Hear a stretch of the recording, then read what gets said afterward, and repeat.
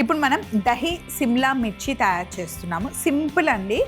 So దానికి మనకి కమ్మటి పెరుగు కావాలి. పుల్లగా ఉన్న పెరుగు బాగుండదు. ఉల్లిపాయలు, జీలకర్ర, పచ్చిమిర్చి, పల్లీలు, సన్నగా తరిగి పెట్టుకున్న వెల్లుల్లి, జీలకర్ర పొడి, ధనియాల పొడి, జీరా పొడి, అలాగే సిమ్లా మిర్చి కావాలి. సో 2 కలర్స్ తీసుకున్నాను నేను. మీ దగ్గర ఉంటే 2-3 కలర్స్ తీసుకోండి, లేకపోతే సింగిల్ కలర్ ఉన్నా ఓకే. సో ఇప్పుడు ఫస్ట్ మనం ఏం చేయాలి అంటే ప్యాన్ పెట్టుకున్నాం. ఇందులో పల్లీలని వేయించుకుందాం. దోరగా పల్లీలను వేయించుకోవాలి. రోజు ఒక గుప్పెడు పల్లీలు వేయించుకొని తిన్నా, నానబెట్టుకొని తిన్నా కూడా చాలా మంచిదండి. న్యాచురల్ ప్రోటీన్ మనకు వచ్చేస్తుంది. వేయించుకొని పెట్టుకొని డబ్బాలో వేసుకొని పెట్టుకుంటే ఎప్పుడైనా ఆకలి వేసినప్పుడు కూడా ఆకలిని కట్ చేయడానికి కూడా మనం మంచి పల్లీలు తినొచ్చండి. పిల్లల దగ్గర నుండి పెద్దవాళ్ళ వరకు నైట్ నానబెట్టేసి మార్నింగ్ గుప్పెడు పల్లీలు పిల్లలకి ఇస్తే చాలా మంచిది. పెద్దవాళ్ళు కూడా తినొచ్చు. ఇప్పుడు పల్లీలని మనం మంచిగా డ్రై రోస్ట్ చేసుకోవాలి.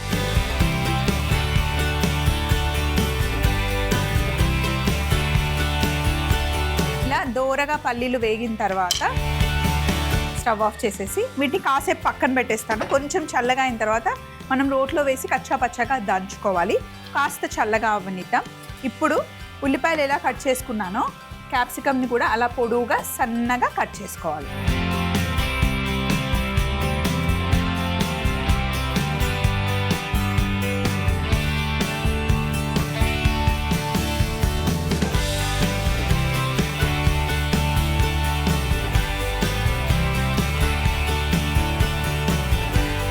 క్యాప్సికమ్ని చూడండి ఇలా పొడవుగా సన్నగా కట్ చేసుకోండి.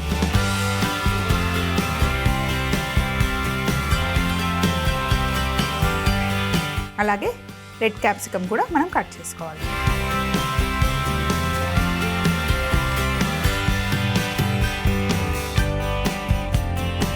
రెడ్ కలర్ క్యాప్సికంలో ఎప్పుడు లైట్గా పెప్పర్ తెలుస్తూ ఉంటుంది. గ్రీన్ కలర్ ఏమో మనకి మంచి క్రిస్పీగా ఉంటుంది. ఎల్లోయిష్ కలర్లో ఉన్న క్యాప్సికమ్ తీసుకుంటే మనకి లైట్గా స్వీట్ ఫ్లేవర్ తెలుస్తుంది అనమాట. క్యాప్సికమ్ అన్నీ వేరే వేరే కలర్ వేరే ఉంటుంది, కానీ టేస్ట్ వేరే ఉంటుందో ఉండదో అనుకుంటారేమో. 3 కలర్లో 3 డిఫరెంట్ టేస్ట్ మనకు తెలుస్తుంది. కలర్స్ కూడా మంచిగా కనిపిస్తాయి అన్నమాట. సో ఇప్పుడు వీటిని కాసేపు పక్కన పెట్టేసి ఒక రోల్ పెట్టుకొని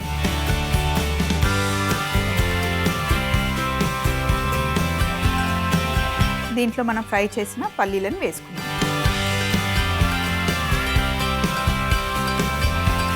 కొంచెం కచ్చపచ్చగా దంచుకున్నాం.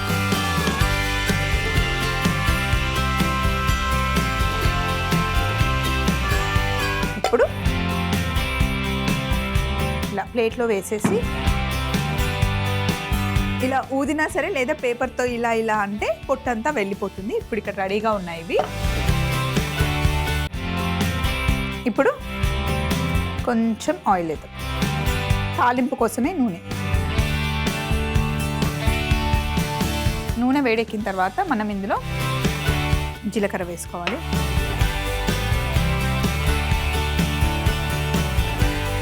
అలాగే సన్నగా తరిగి పెట్టుకున్న వెల్లుల్లి వేసుకోవాలి.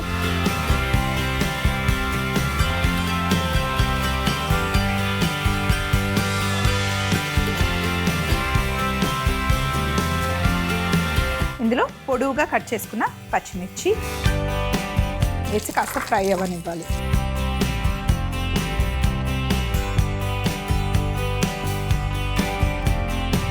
అలాగే సన్నగా పొడవుగా కట్ చేసుకున్న ఉల్లిపాయ ముక్కలు. ఇందులోనే మనం ఉప్పు వేసుకోవాలి.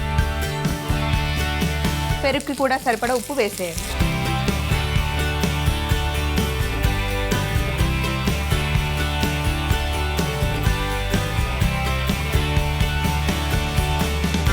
ఉల్లిపాయలు కాస్త కలర్ వచ్చేంత వరకు వేగనివ్వాలి.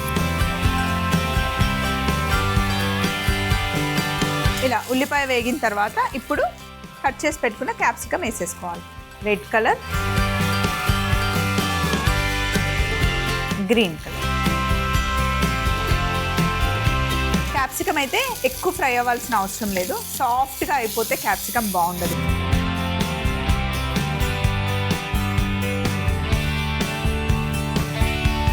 ఇప్పుడు ఇందులో మనం కొద్దిగా ధనియాల పొడి,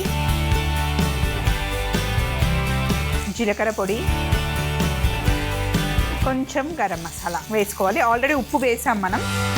ఇప్పుడు ఇందులో మనకి ఉప్పు అవసరం లేదు, సరిపడా ముందే వేసేసాం మనం.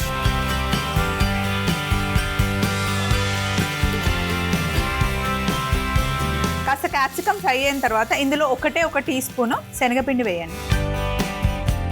వేసి లైట్గా ఫ్రై చేసుకోండి. పచ్చి వాసన ఉంటుంది కదా పోయే వరకు. ఇప్పుడు ఇందులో చిక్కటి పెరిగేసేసేయండి. ఆల్రెడీ గిలక్ కొట్టిన పెరిగిది, ఉండలు లేని పెరుగు. మంచి ఫాస్ట్ కలపండి, లేదంటే పెరుగు విరిగిపోతుంది. టకటకటకటక కలిపేస్తే శనగపిండి ఉంది కాబట్టి విరగకుండా మంచిగా వచ్చేస్తుంది. ఆ కన్సిస్టెన్సీ బాగుంటుంది. ఇప్పుడు స్టవ్ ఆఫ్ చేసేయాలి ఇంకా ఇమీడియట్గా. ఇందులో పల్లీలు వేసేయండి.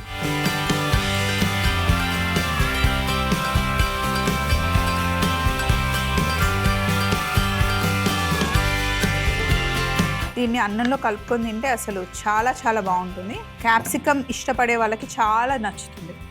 దహీ సిమ్లా మిర్చి తయారైపోయింది. దీన్ని నేను బౌల్లోకి షిఫ్ట్ చేసుకునే లోపల తయారీ విధానం మరొకసారి చూసేయండి. దహీ సిమ్లా మిర్చి తయారీ విధానం: ముందుగా పాన్ లో పల్లీలని బాగా వేయించుకొని లైట్ గా క్రష్ చేసి పక్కన పెట్టుకోవాలి. ఇప్పుడు అదే పాన్ లో నూనె వేడి చేసుకొని జీలకర్ర, సన్నగా తరిగి పెట్టుకున్న వెల్లుల్లి, పచ్చిమిర్చి, ఉల్లిపాయలు వేసి కాస్త ఉప్పు వేసి కట్ చేసి పెట్టుకున్న రెడ్ గ్రీన్ క్యాప్సికమ్ ముక్కలు వేసి ధనియాల పొడి, జీలకర్ర పొడి, గరం మసాలా పొడి వేసి కలుపుకొని అందులో ఒక స్పూన్ శనగపిండి వేసి కాస్త పచ్చి వాసన పోయేంత వరకు వేగిన తర్వాత ఇప్పుడు ముందుగానే చిల్లకొట్టి పెట్టుకున్న పెరుగుని వేసి ఒకసారి కలిపి స్టవ్ ఆఫ్ చేసుకొని క్రష్ చేసుకున్న పల్లీలను వేసి బౌల్లోకి తీసుకుంటే ఎంతో టేస్టీ అయిన దహీ సిమ్లా మిర్చి రెడీ అవుతుంది.